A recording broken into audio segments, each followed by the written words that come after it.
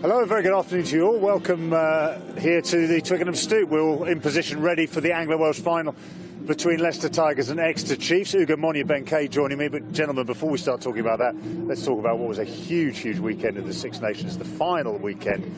And Ugo, England couldn't quite take that final step and add the Grand Slam to the title. Yeah, I think it will be certainly bittersweet for them. They've won back-to-back Six Nations, but they went over there with a job in task and a task in hand to win back-to-back Grand Slam. Sorry, I'm not talking very well today, which is good, considering what we need you to do today. That's a bad sign. Yeah, but essentially, fair play to Ireland. We knew they had a big game. You were over in Dublin, were you? I was over. Tonight. Ben, we're going to come to you. We're going to allow you to rescue this situation. That was a trap that England walked into, and it was one they shouldn't have been surprised about. Wet day, windy, Ireland harassing in their faces all the time. I mean, that is playing into Ireland's hands, isn't it? I don't think it was complacency from England. I think they knew exactly what they were going to get.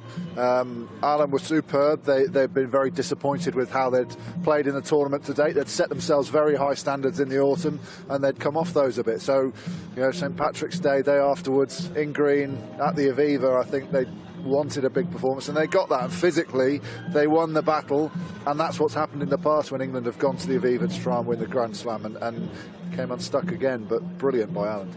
Yeah, Ireland was strong, and Peter O'Mahony put in a man-of-the-match performance. He wasn't meant to start.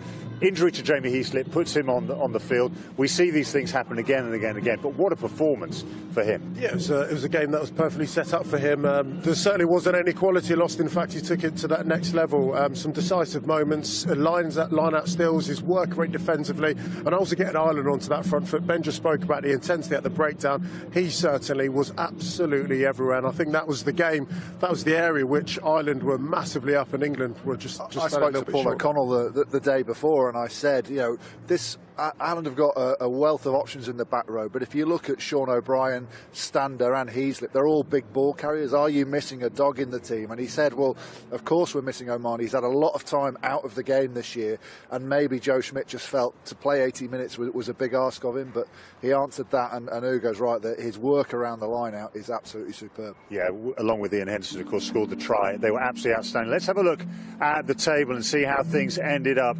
England, of course, top of the pile, and bonus points coming into play for Ireland, making sure they could finish in second place. France in third, Scotland fourth, Wales down in fifth, Italy pointless.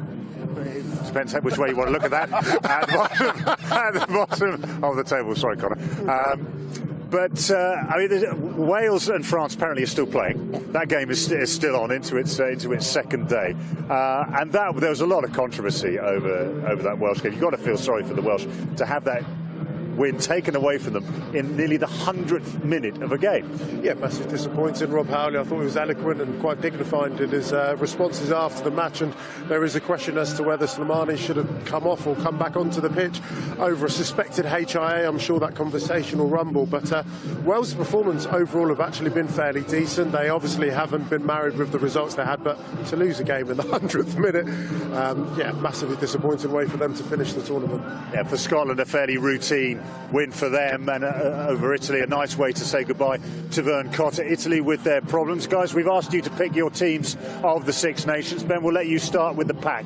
Yeah, some difficult choices here. I think if you look, start with the front row, Jack McGrath, Mako Vunipola has been good coming back in, but he was obviously very late, and McGrath's consistency. Girardeau as well, I think a great leader for France. Tadhg Furlong's probably been the discovery of the Six Nations. He's obviously been pushing and getting to this point. He's now, for me, nailed on as the best tight head that the Lions have to choose from going down to New Zealand. Second row was obviously a tough one, the work of the Gray brothers, Alan Wynne-Jones as well, and then we saw Henderson yesterday. But I think, you know, the one that stands out has been Courtney Laws, a guy who's been completely reborn, having had a couple of quiet years, back to his absolute best. And then in the back row, some tough calls there. I think Pickamoles walks it. I think, again, one of the real players of the championship. Stander for his ability to get over the gain line, and then Sam Warburton adding that balance to a back row of big ball carriers, because Kevin Gordon pressed him very close, but I think Warburton, having had the captaincy taken away from him or resigning the captaincy, is right back at his best as well.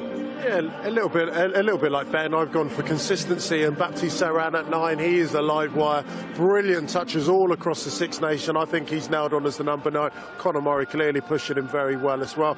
Jonathan Sexton, after a long layoff, his ability to come back and reach those world-class levels yesterday, outstanding. Not only was he brilliant in his goal kicking and game play and control, but he's a tough character as well. Elliot Daly, for me, he's actually been the outstanding winger in the Six Nations, so he's at 11. Owen Farrell at 12. Gael Fickou, I thought, has been brilliant for France. Liam Williams at 14. Stuart Hogg started the tournament really well, but certainly he would start for me in the British and Irish Lions.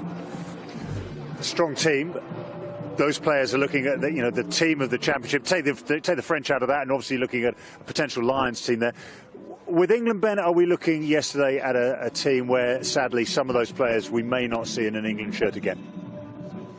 I'm not sure, really. I think Mike Brown might come under a little bit of pressure just because of his age profile and the fact that there's so many good players that could come in to that job, and I'm sure Mike Brown will see him in an England shirt again. We might well see him as the number 1 all the way through to the World Cup, but certainly I think Eddie Jones might want to look at some other people in that position just ahead of the next World Cup, because you don't want to be doing that in the year of the World Cup. You want to be starting making plans a couple of years out. So he's one. The likes of Dan Cole, I think he's getting better, back to his best, but he's not quite there. He might come under a bit of pressure, but there's not an awful lot of tight heads around with England to come back in. So I think at the moment there's not going to be loads of guys that miss out. OK, well, we've opened this up to you. Obviously, you're watching us live on Facebook. And we've got a question from James. Finn Russell or George Ford for the 3rd fly-half spot on the Lions tour? Ugo, what do you reckon of that? It's a tough question. I thought George Ford, we've spoken a lot about George Ford actually this year, and I think he is the best fly half when he gets front foot. Yesterday wasn't able to do that.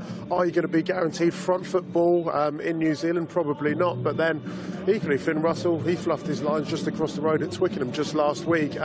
There is a lot of debate as to that 3rd fly half. The one person I would certainly chuck in, who certainly achieved a lot at the highest level, is Dan Biggar. I think he probably jumps ahead of those two for the moment, but clearly a lot of rugby to be played between now and then. And Ben, a question coming in, this is from Sam. Can Eddie Jones emulate Clive Woodward? I guess he's talking about a World Cup, not anything to do with the Lions. Yes, he can. I mean, the benefit that Eddie Jones has got is the team that he's done this with is a very young side, and so I think, of course, he can. He can push on. Having said that, New Zealand are probably stronger than they were when we were winning in 2003. So the challenge is higher. Some of the other sides have dropped off a little bit. The likes of South Africa aren't the force they were. So I think Eddie Jones just needs to keep going. It'll be very interesting if the RFU manage to get that game against New Zealand that we're hearing rumours that they're trying to get for next autumn. Yeah, almost in decent haste they started talking about that. I just got cringed a little bit. It's like, please, can we get the Ireland game out of the way before we start talking about New Zealand? Well, we know what has happened, all done and dusted with the Six Nations. We'll be discussing all of this and more, talking about Lions Six Nations in rugby tonight, this Wednesday at 8 o'clock on BT Sport. Looking at Lions, looking at the Six Nations review, and looking ahead as well to some Aviva Premiership action that's coming up this weekend. Well, gentlemen, thank you very, very much indeed. We're going to take a bit of a breather here, then join us at the Stoop at 2:15 live on BT Sport for the Anglo-Welsh final. The first major domestic piece of silverware is up for grabs. Leicester Tigers taking on the Exeter Chiefs. We'll see you.